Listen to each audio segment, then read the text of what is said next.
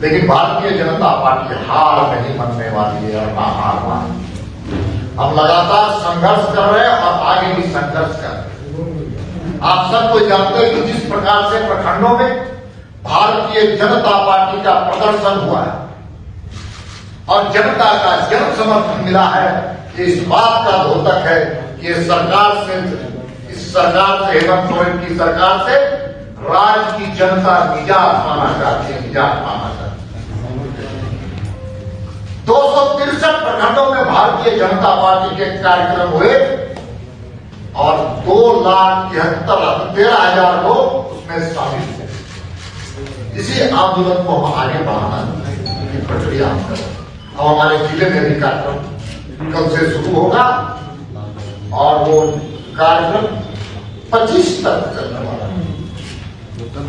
दोस्तों, हम सबको जानते हैं कि नीति के द्वारा राज्य सरकार के सम्मानित मुख्यमंत्री को समन दिया गया था और भारतीय जनता पार्टी की मान्यता है कानून का सम्मान सबको करना चाहिए, लोकतांत्रिक संस्थाओं का सम्मान करना चाहिए, न्यायालय का सम्मान करना चाहिए। लेकिन जिस प्रकार से सत्ताधारी दल, चाहे वो झारखंड मुक्ति मोर्चा हो, कांग्रेस हो और आरजेडी के नेताओं ने जिस प्रकार से राजनीतिक नौटंकीबाजी करने का काम किया और ऐसा जनता के सामने अपने आप को पेश करने का काम किया जैसे लगता था कि देश की आजादी की लड़ाई लड़ करके वो आ रहे। ऐसा बयानबाजी हुआ जैसे लग रहा था कि झारखंड के आंदोलन में माननीय मुख्यमंत्री जी का बहुत बड़ा योगदान रहा।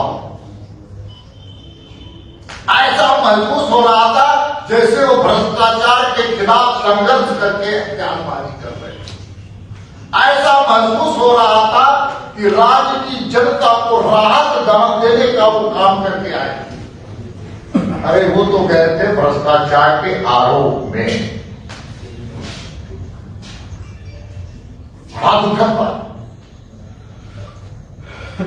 हर झारखंड जो वर्तमान राज्य की सरकार है, वो राज्य की सरकार लगातार काले कारनामों का इतिहास बनाने वाली सरकार है। महिलाओं के अनाचार के सवाल पर दुनिया भारतवर्ष में प्रथम, हत्या के मामले में भारत में प्रथम और विकास के मामले में पूरी तरह से शून्यता। ये हम नहीं कह रहे हैं, जो भारतवर्ष के जो सर्वेक्षण जो आए हैं वो बहुत ही घोर आपत्तिजनक है। आप अपमानित करके जा रहे हैं और तो और एक नया रिकॉर्ड भी यहाँ पर बनाने का काम इस राज्य के मुखिया ने किया। पहली बार देश की आजादी के बाद पहली बार कोई मुख्यमंत्री को ईडी समन किया है, जिसके चलते 3.5 करोड़ जनता के मस्तिष्क नीचे हुआ है। आज भी जो उच्च मुख्यमंत्री जी को भूलने की भी आदत हो गई है। वे पंकज मिश्रा को पहचानते नहीं, वे अमित अग्रवाल को भी नहीं पहचानते, पूजा सिंघल को भी नहीं पहचानते और काहू यादव जो आज फरार है, वो फरार है कि फरार करवाया गया है। ये भारतीय जनता पार्टी की मांग है कि जल्द से जल्द उसको गिरफ्तार किया जाए। कई बातें राहुल यादव के गिरफ्तारी के बाद की नहीं आई। इसलिए आज मैं यही कहना चाहता हूं कि नगर निगम के चुनाव की घोषणा हुई है और नगर निगम की चुनाव की घोषणा होने वाली है। और नगर निगम की चुनाव की घोषणा बिना पिछड़े वर्ग को आरक्षण दिए की जा रही है। राज्य की सरकार एक तरफ पिछड़ों का मसीहा बनने का प्रयास करती है, तो दूसरे तरफ से नगर निगम में पिछड़ों के अधिकारों से वंचित करते हुए चुनाव की घोषणा करने जा रही है। दूसरे तरफ आप सबको ही जानते हैं कि नगर निगम में जब से ये सरकार बनी है, हेमंत सोरेन की सरकार, तब से होल्डिंग टैक्स में इजाफा हुआ है, जो वाटर कनेक्शन था उसमें इजाफा हुआ है, नागरिक सुविधाओं का अभाव हुआ है और नगर निगम के चुनाव में सामाजिक समरसता को भी तोड़ने का ये षड्यंत्र कर रहे हैं। इसलिए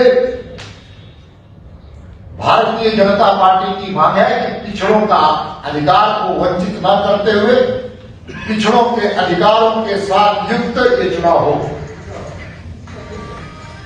साथ ही साथ हम सब जानते हैं कि राज्य में मुख्यमंत्री जी इतना विधवा विलाप कर रहे हैं, राजनीतिक नौटंकीबाजी कर रहे हैं।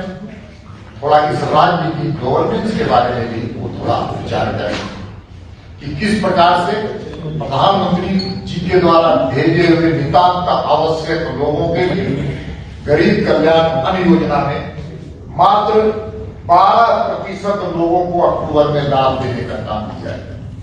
मात्र 88% माल की काला बाजारी हुई इस राज्य में। 12% जो गरीब केंद्र से भेजे हुए हैं, प्रधानमंत्री गरीब कल्याण अन्न योजना, उनका 88% हिस्सा काला बाजारी हुआ। काला बाजारी में इस सरकार में बैठे हुए सत्ताधारी दल का भी पूरी तरह से संरक्षण और समर्थन है। हम सब जानते हैं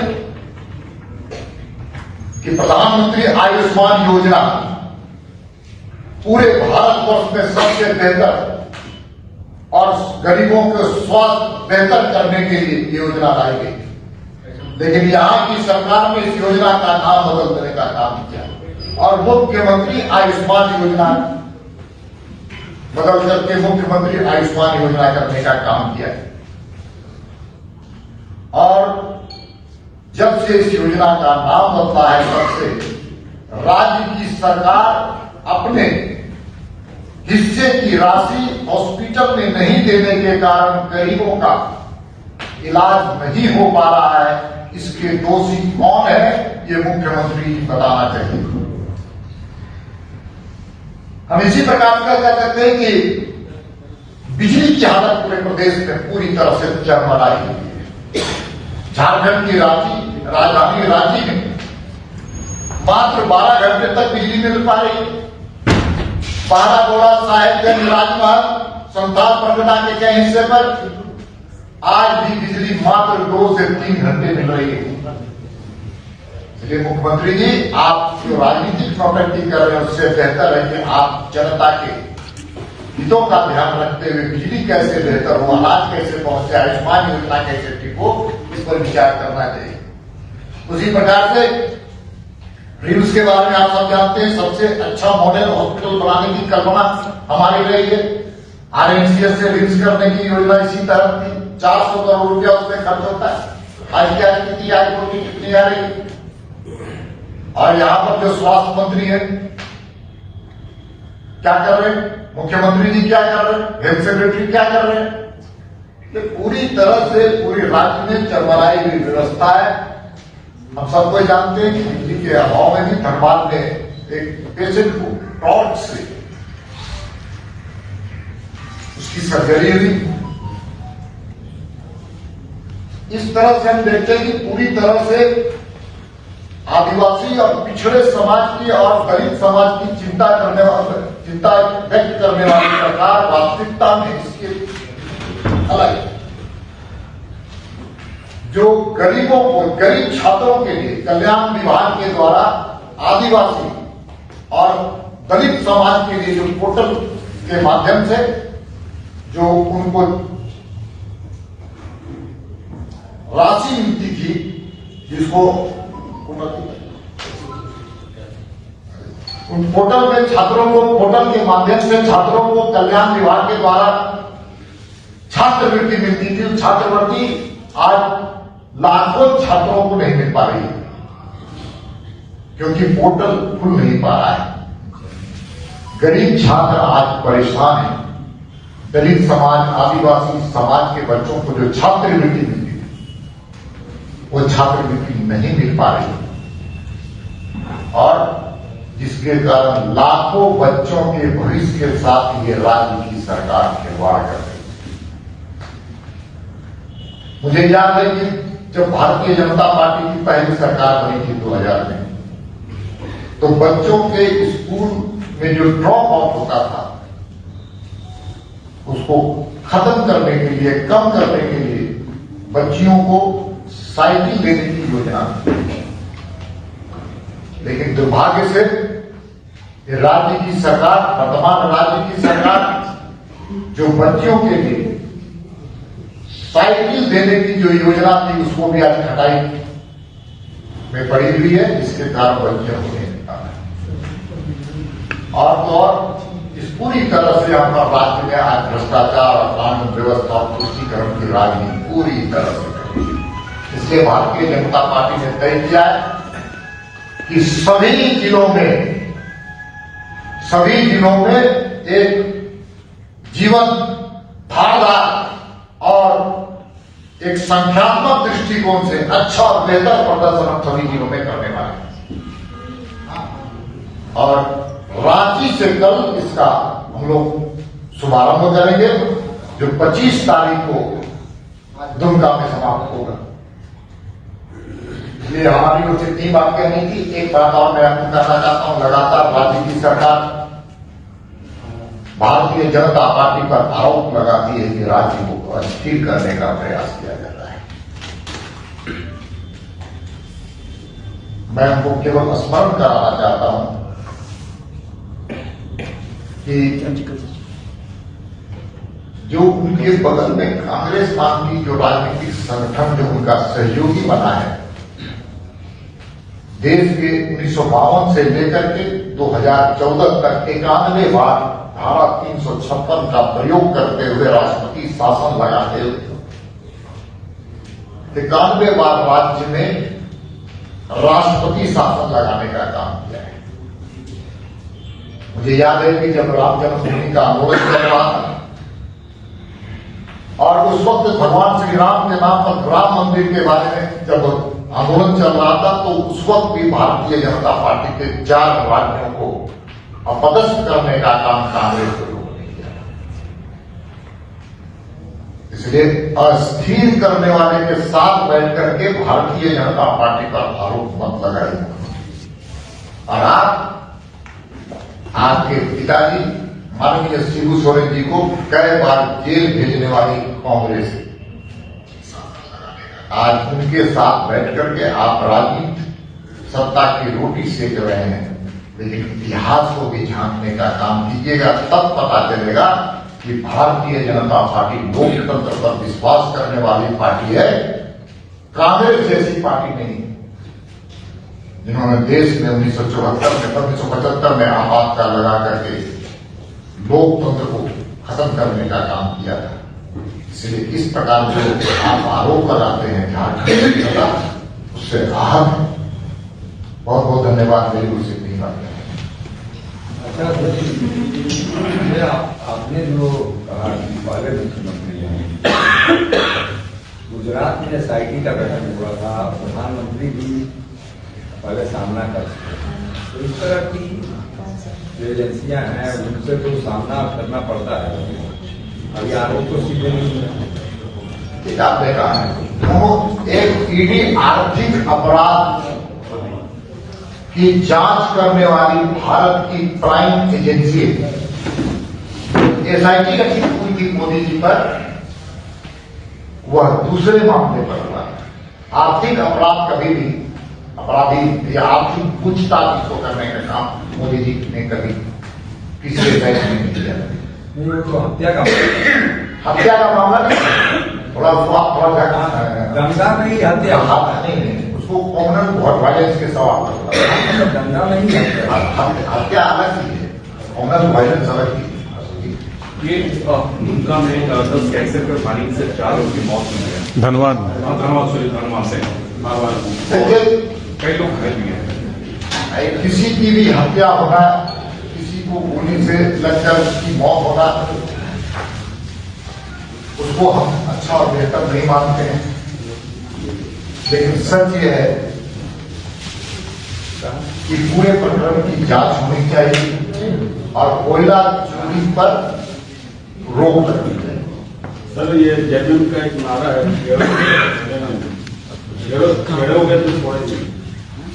झारखंड मुक्ति मोर्चा का इस राज्य जब राज्य को अलग राज्य बनाने में जब अवसर आया था तो झारखंड मुक्ति मोर्चा ने एक नहीं 13 बार आंदोलन बेचने का काम किया। 13 बार उसी में नरसिम्हा राव की सरकार को बचाने का, उसी में जैक का बूटा सिंह को रांची दौरा, उसमें इनके नेताओं के द्वारा संधि और समझौता होना। तो राज्य तो पहले बन चुका था, खरीदने वाला कौन था? कांग्रेस था। अरे भारतीय जनता पार्टी की सरकार, अटल जी की सरकार आई तब जाकर ये राज्य बना। इसलिए अलग राज्य बनाने का जो दावा करते हैं वो भूल गए। और दूसरी बात है राज्य का आंदोलन, अलग राज्य का आंदोलन कोई शिबू सोरेन या झारखंड मुक्ति मोर्चा से शुरुआत नहीं हुई। इसका इतिहास देश की आजादी से पहले का संघर्ष का। ये बिना नक्शा वाले जो निर्माण है उसको नियमित करने जा रही है सरकार।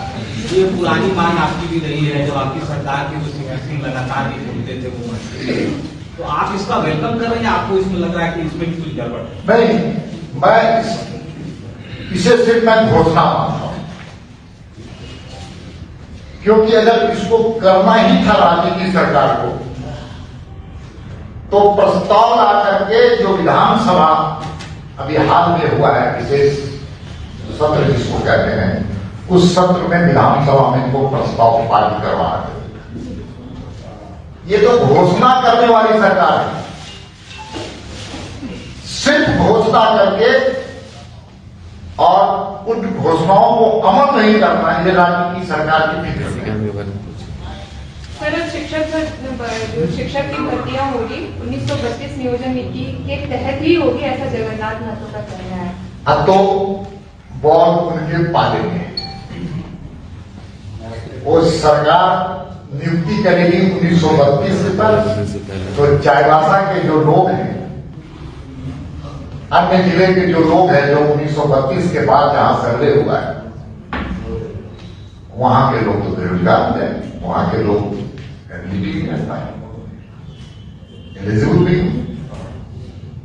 अच्छा अध्यक्ष जी, ये रांची नगर निगम का चुनाव हो रहा है, तो इसमें आपकी जो राष्ट्रीय मंत्री है आशा लता, उन्होंने विरोध किया है आरक्षण का जो एससी के लिए। बीजेपी का क्या स्टैंड? देखिए, पूरे केवल रांची का नहीं हो, पूरे राज्य के नगर निकाय का चुनाव है, इसलिए केवल रांची का नहीं है। दूसरी बात क्या है कि राज्य में जो सरकार चल रही है